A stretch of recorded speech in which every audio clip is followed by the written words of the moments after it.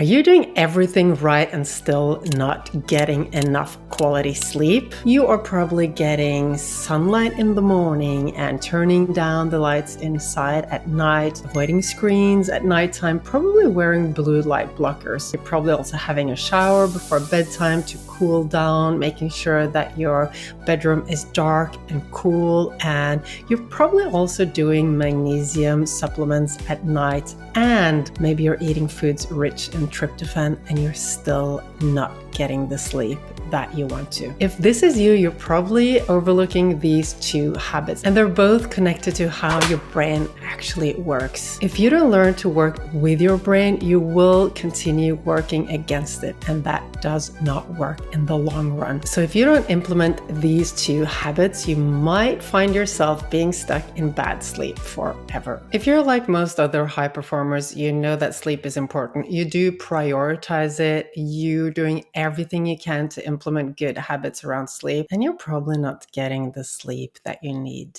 Am I right? I lacked sleep for so many years. I guess it started when I had kids and they would wake me up at night, and then I had a huge workload and the kids, and there was so much stress in my life. So I got into a habit of sleeping really light and waking up early. And you know what? Sometimes sleep is disrupted. Some periods of life we sleep less than others. And that's normal. It's part of being a human being, okay? So this happened to me as it happens to so many other people. The thing is that after everything stabilized in life, after I was getting so good at all the sleep hygiene stuff, the truth is I did manage to fall asleep after a little while of spinning around, ruminating about stuff. I would fall asleep. The problem was that I would wake up super early, like 4 a.m., 5 a.m., and I couldn't go back to sleep. This used to happen every single night, and it was driving me crazy. You know what I started to say to myself and to everyone else? I'm having a sleep issue. I don't sleep well. I wake up early every night. I wake up in the middle of the night and I'm never able to go back to sleep. This became my identity. I was the person who didn't get enough sleep. I was the person who was doing everything I could in order to get back my sleep, to turn it around. It was becoming a habit. It was becoming my identity. The way I looked at myself was, I'm not getting enough sleep. I'm the person who can't sleep, who's not getting enough sleep, so who's not getting the quality sleep. And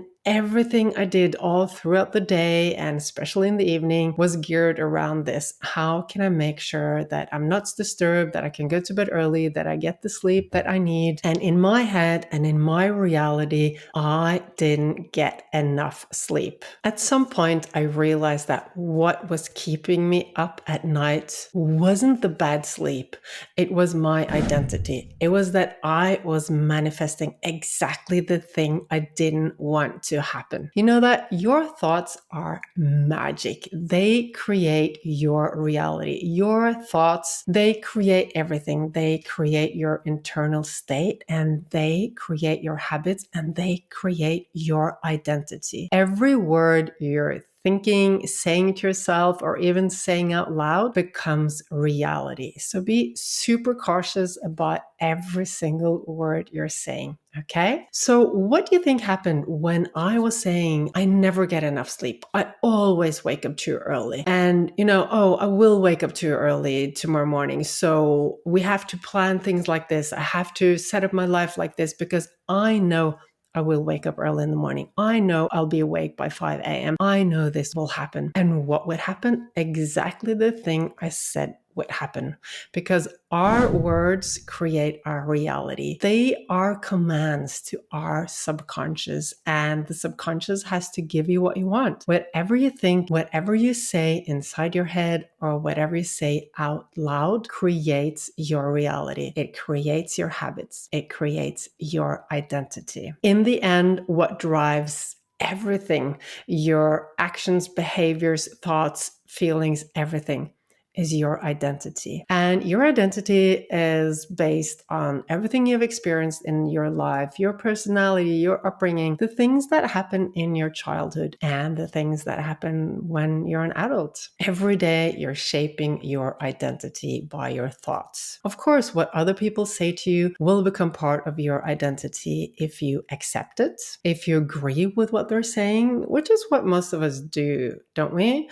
I even had an identity for almost 40 years. That identity was I'm clumsy and I can't do any sports. Is that true? Not at all. But someone told me so when I was a little girl and I believed it. And until I was almost 40 years old, I thought that was true.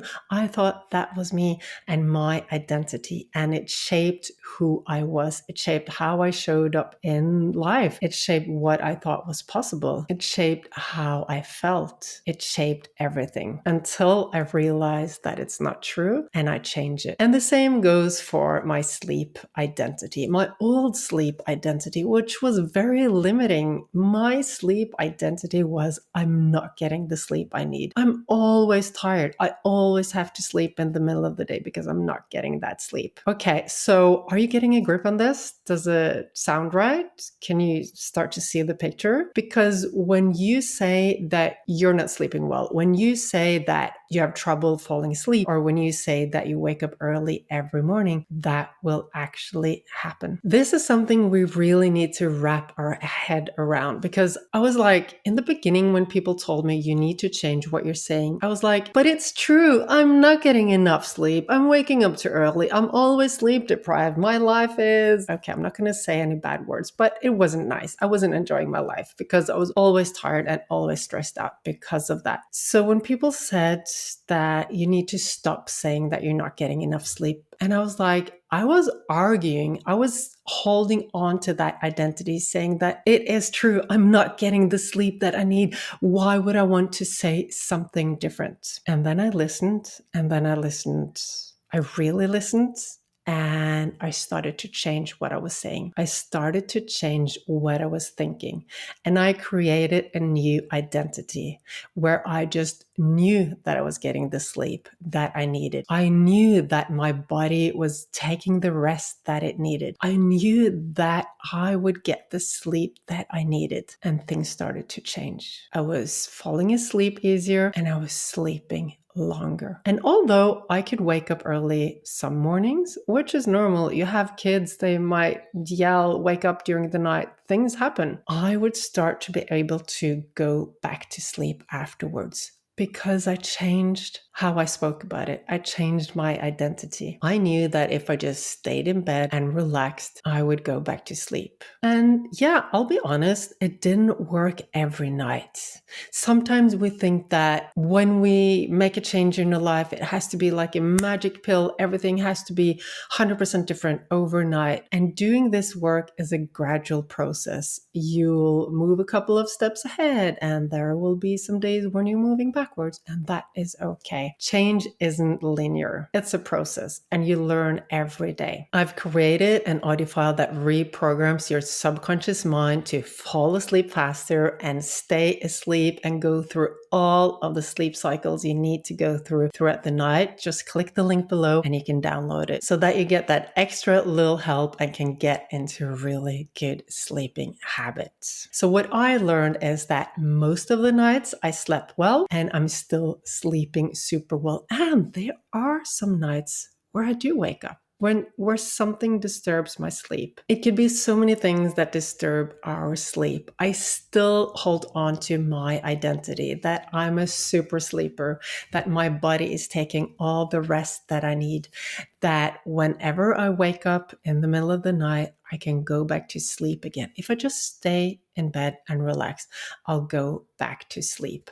And this has changed everything for me. So if you are still talking about yourself as the person who is not getting enough sleep, if everything you do, if you're looking for advice on how to sleep better, if you're taking supplements and doing all the sleep hygiene things, and maybe you're even creating a lot of stress around this because maybe you need to sleep at home all the time because you can't travel because it affects your sleep, or maybe you're living with other people who are disturbing your sleep. There might be so many things in your life, and without you noticing it, you have started to create an identity in all these situations in relation to all these people, and the identity is manifesting, I'm not getting enough sleep. So let's just say cancel that thought. And from now on, you grow into the identity of I am getting the sleep that I need. My body is taking the sleep, the rest that it needs. You could also add that I trust my body and my body trusts me. The more you start to think this way,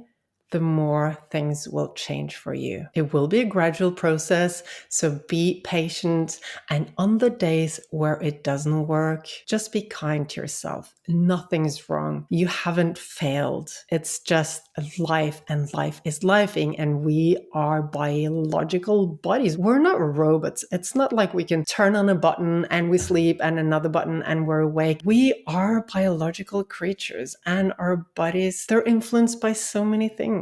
So be patient and be kind to yourself. And sometimes your sleep is affected by the activity level you have throughout the day. And the bad habit of creating an identity around a person who doesn't sleep is always rooted in stress, because that's always the root cause of us not sleeping. This is where it starts, and then our thoughts just continue to recreate that situation. So in addition to changing your thoughts and changing your identity around sleep, it is super important that you start looking at your stress levels. First of all, you might have too much on your to-do list. There might be too many moving parts in your life, and it's normal that will keep you stressed. So my advice number one is start cutting out stuff on your to-do list. Start reducing all the expectations you have of yourself. Start prioritizing what is important and putting a big fat red cross over everything else that doesn't fill you up, that isn't meaningful, which doesn't move you towards the life that you want to live. Because we live in a world where everything is possible, and there's so much information, there's so many things we can do, and we have 24 hours in a day. 8 of those you should sleep. And what you fill the rest of those 16 hours with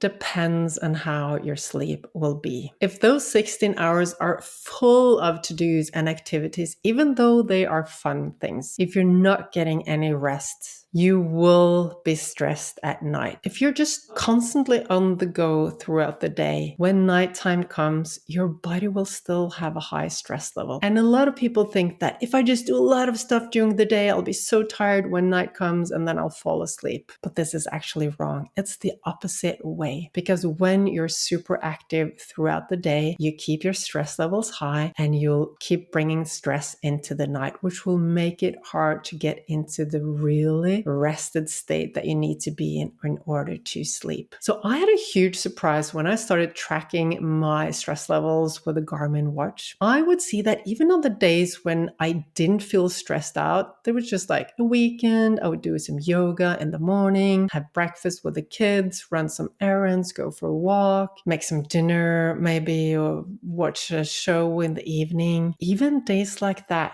if I didn't take a break, if I didn't lie down and do like meditation or just read a book, if I didn't really sit down and rest, my stress levels would be so high that the sleep quality would be bad. And this was totally new for me, because from my point of view, I was like, I'm not stressed. I'm happy, I'm blissful, everything is good, I'm just doing stuff that I like. It is the fact of always being on the go. And if you have kids and you have a house and you have a job, I know that you have a lot of things going on. And it is so important that you take a few breaks during the day and that you reduce your to-do list so that you get your stress levels down.